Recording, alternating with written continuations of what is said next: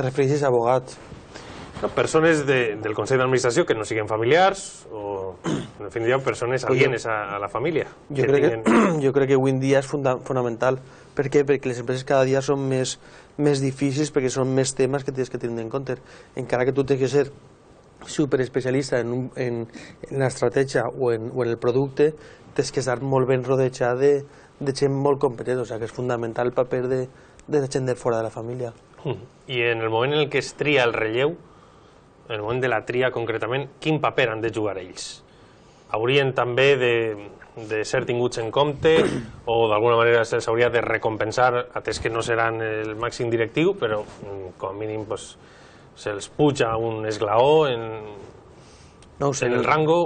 No ho sé. Hi ha alguna manera de... Jo crec que el que tenen que fer és donar la seva opinió, per supost, i sobretot apoyar al nou director general, al nou conseller delegat, perquè és la decisió de l'accionariat. Adolfo, es un proceso a voltas difícil. Hombre, yo creo que más que un abogado es tener un amigo, es tener un conciliador, porque al final siempre se crean tensiones, ¿no? Entonces, más que con los trabajadores, porque al final el trabajador ya te va a ir trabajando, tus directivos ya están contigo, ya saben un poco de qué ideas tiene cada uno y van acoplándose. Yo creo que un poco en la labor de, por ejemplo en mi caso, que es una empresa de mi padre de gerente, que vengo yo, pues en ese momento sí que necesitábamos una persona un poco conciliadora, que viera un poco mis necesidades y las necesidades de mi padre, que pudiera poner un poco un punto intermedio para evitar fricciones o para ver un poco cuál era el devenir de la empresa. ¿Quién puede ser? Pues un amigo, un familiar, alguien de dentro de la empresa, alguien que sea un poco, que concilie, que vea un poco la forma de limar esas discrepancias. Fidel, ¿cómo resolveréis estas tensiones a la hora de triar el relleu? Bueno, yo creo que los consejeros independientes, nosotros hemos tenido consejeros independientes desde el año 2000, que es cuando hicimos el protocolo familiar también, y bueno, en nuestro caso, por ejemplo, yo me incorporé en el año 2003 y ellos fueron los que tutelaron mi plan de incorporación, por ejemplo, ¿sí? Y me hacían, pues eso, evaluaciones periódicas, etcétera, hacían el seguimiento. Bueno, en ese papel, en ese proceso yo creo que jugaron un papel importante. En la actualidad, bueno, pues estoy de acuerdo con Adolfo, son más, pues eso, consejeros personales, ¿no? Una especie de coach que realmente te ayuda y cuando existen desencuentros o algún punto de vista distinto, yo creo que siempre aportan pues o su experiencia previa o incluso su experiencia en su empresa, porque en nuestro caso tenemos consejeros independientes que son empresarios también y que también han vivido situaciones parecidas a las nuestras entre un padre y un hijo, etcétera, y yo creo que siempre ayudan. ¿Es buena la figura del coach? Ahora que ho has dit? Sí, yo creo que sí. A ver, ¿Vosaltres teniu coach? Yo he tenido. ¿Ah, sí? Ahora no, pero he tenido. Y yo admito que a mí me ayudó, por ejemplo. ¿En qué? Bueno, te ayuda a entender otros puntos de vista, te ayuda a manejar bien todo el tema de juicios y prejuicios, te ayuda a ponerte en la situación del otro, a tener empatía. Yo creo que juegan un papel importante. De hecho, en nuestro caso fue un coach grupal, digamos. Y eso yo creo que lo hizo aún más interesante, ¿no? Porque está con las dos partes, digamos, ¿no? Muy interesante. ¿Algú més ha tingut coach? Jo no n'he tingut coach, però el més paregut que en tinc és la meva cosina, que és la que m'anima tots els dies i a la que le consulte pues, cap a on tirar, no? La figura del coach? Jo crec que tot el que aporte ha de veure la necessitat de l'empresa, evidentment, els empresaris familiars, no? Però sí que és de veres, jo crec que Adolfo deia molt bé, són advocats, són coach, són algú que té una especial sensibilitat psicològica, al final que el que faça siga un poc de conciliador de les diverses postures des d'un punt de vista independent, no? I que no siga... Probablement la gent de dins de l'empresa no té moltes vegades aquesta independència, llevat de, a lo millor, gent que du molts anys, no? Però al final es tracta un poc de contrastar opinions que jo, per exemple, la meva experiència és que aquesta gent independent probablement no serveix per triar qui és el relleu més adequat. Al final això ha d'eixir per consenso de la pròpia família, no? I per les aptituds de lideratge de cadascú. Però sí que és de veure que a efectes de conciliar és prou important, no? En les fases de relleu sobretot. Segons un estudi de l'empresa familiar, editat per l'Institut de l'Empresa Familiar i la xarxa d'empreses d'empresa familiar, el 73% de les empreses familiars estan dirigides per un membre de la família, 73%. En quin cas seria necessari o convenient buscar un dirigent aliè a la família? Què penseu? En el cas de que no n'hi hagi ningú que vulgui calçar la mà i que vulgui dirigir l'empresa, o que no n'hi hagi ningú capacitat per a dirigir l'empresa. Però jo crec, en principi, normalment, sí, perquè sempre n'hi ha algú de la feina que moltes voltes les empreses familiars estan el treball en l'empresa, en casa, en de viatge, i estem sempre parlant de l'empresa familiar, que és el meu cas. Entonces, és més fàcil que n'hi hagi algú que li agrade l'empresa familiar. Adolfo.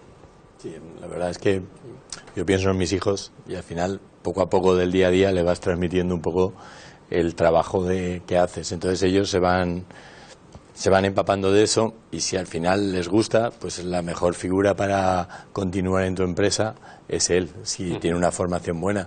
Yo no me veo dentro de unos años sin tener un relevo generacional, buscando un gerente que gestione la empresa.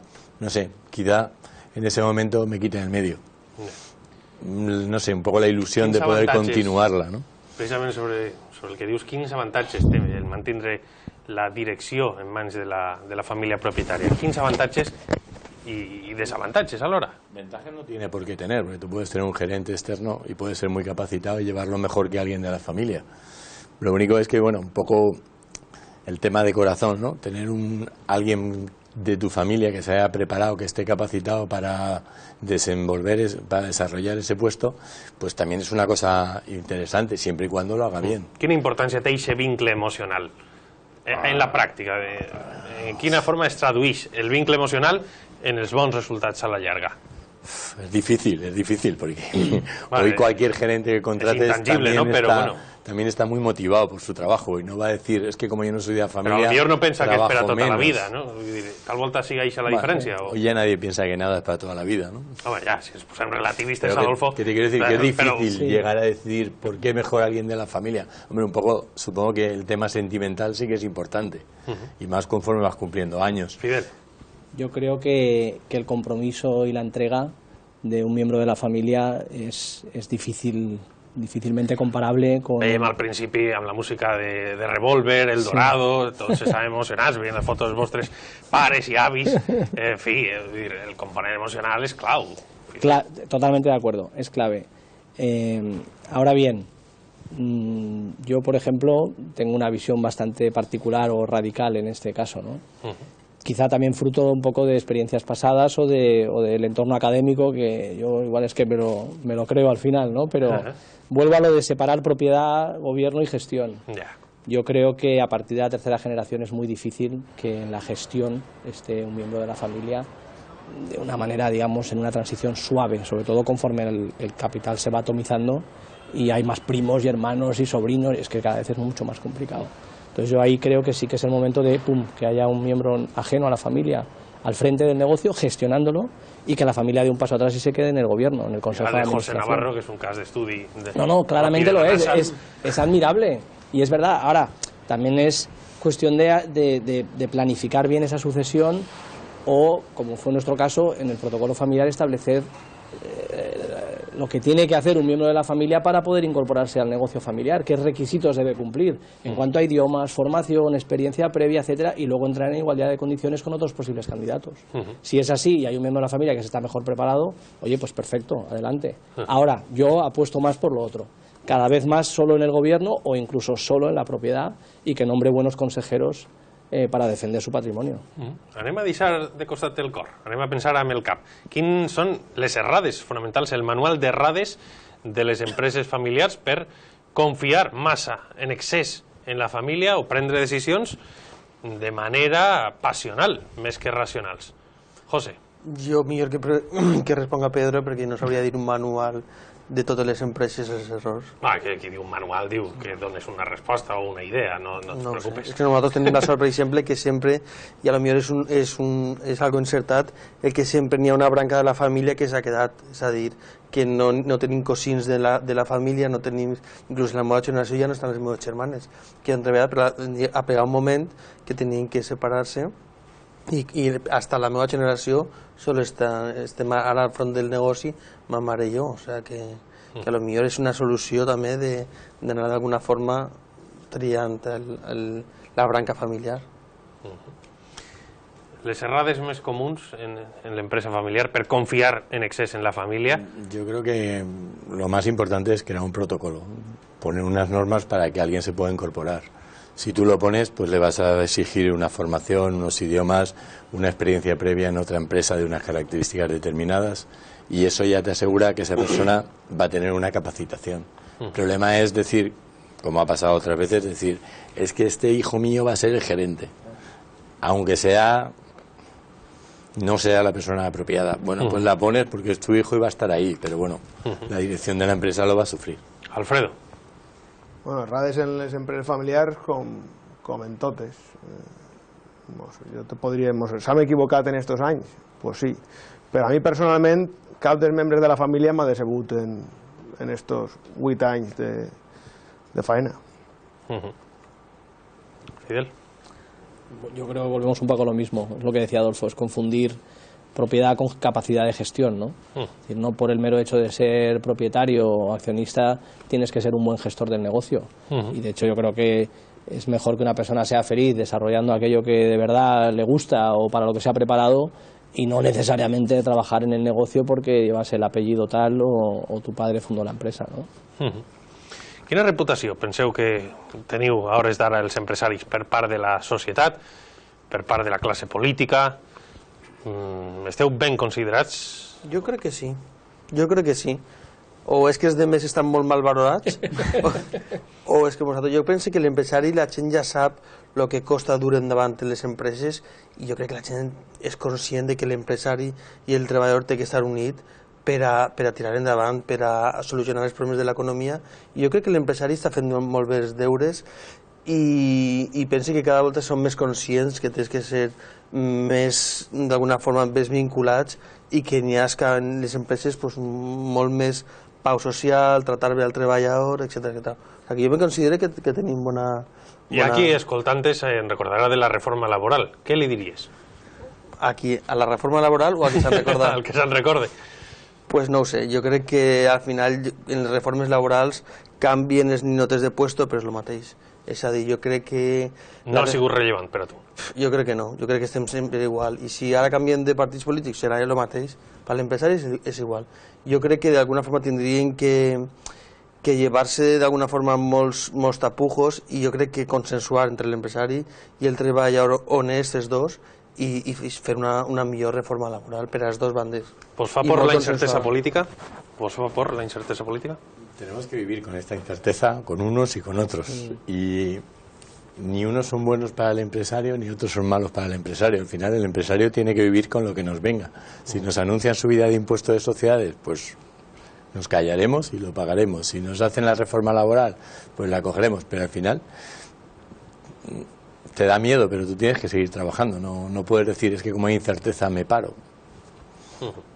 No tenemos que ser políticos. Hombre, pero en el fondo al final sí que determinadas decisiones de inversión a lo mejor se posponen o te tomas las cosas con un poco más de calma. O sea, yo creo que la incertidumbre... ¿Ya ho esteu notant? Sí, claramente. Vamos, nosotros sí, por lo menos. Nosotros estamos muy al principio de la cadena de suministro y lo vemos. O sea, lo vemos ya desde diciembre, ya lo ves, que hay un cierto, bueno, pues eso, la incertidumbre al final paraliza muchas veces la economía, ¿no? ¿Algún ejemplo que os pueda comentar? No, bueno, lo notas, es decir, nosotros por ejemplo el año pasado tuvimos un año estupendo en el negocio de los plásticos y este año pues ha empezado mucho más moderado. ¿Por qué? Bueno, pues los plásticos están en todas partes, están en los envases, están en el mobiliario, ha afectado muchísimas industrias y lo notas, que quieras o no, hay un poquito de parón. Los precios del petróleo y todo esto tampoco están ayudando, ¿no? Así es como lo vemos. Yo, en respuesta a lo de antes, te diría que ahora que está tan de moda hablar de emprendimiento y que hay tanto emprendedor y pequeña empresa y startups y no sé qué, yo creo que eso está ayudando a lo que decía Pepe, de pues eso, que el empresario está empezando a tener un mayor reconocimiento, se le está empezando a percibir de otro modo. Quizá las nuevas generaciones estamos contribuyendo también a eso, ¿no? Pero claramente la gente está empezando a darse cuenta de lo difícil que es esto y que hay que pagar las nóminas a final de mes. ¿Empiezan los jóvenes a querer ser empresarios en vez de futbolistas? Hombre, yo creo que después sí.